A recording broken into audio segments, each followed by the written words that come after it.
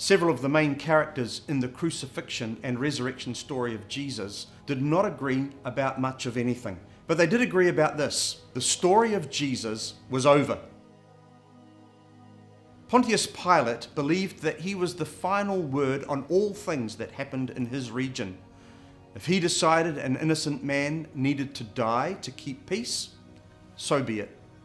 He handed Jesus over to be crucified. Pilate issued his final instructions to the religious leaders. Take a guard.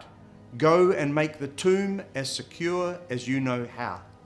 Pilate was certain that he was the final authority on the story of Jesus.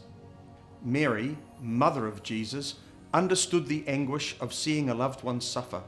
She was there, near the cross, as Jesus took his last breath. Filled with despair, Mary was certain that his excruciating death was the final chapter of the story of Jesus.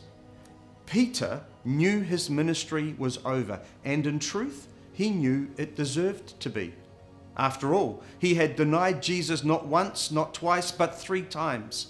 Peter had never known utter despair like this. Despite promising his friend and rabbi that even if others denied him, he never would, Peter had lost the ministry that had become his life and joy over the past 3 years.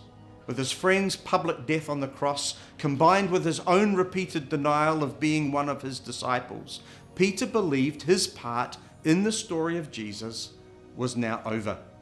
But the story of Jesus was not over, and they each forgot one very important thing: God will always have the final word. On that first Easter morning, when everyone assumed that the whole story of Jesus had already been written, the Heavenly Father wrote the most powerful chapter yet. The large stone was rolled away, the seal was broken, and the guards were overcome with fear. This all demonstrated that no people or power on earth can prevent God from having the final word. Jesus was risen, alive again, and because of that powerful truth, everything changed. Perhaps you're facing challenging situations in your life right now.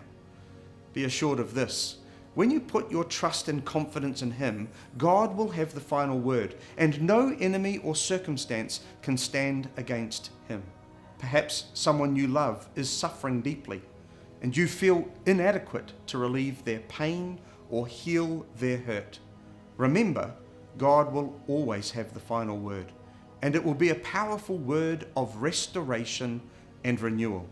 And who knows, perhaps like Peter, you will discover your most impactful ministry is yet to come. Easter proclaims to us that the story of Jesus is not over. God always has and always will have the final word. It's a powerful word of grace and hope for the brokenhearted and the hurting. And it's a restorative word, reminding us that no sin is greater than His redeeming grace. Be blessed this Easter.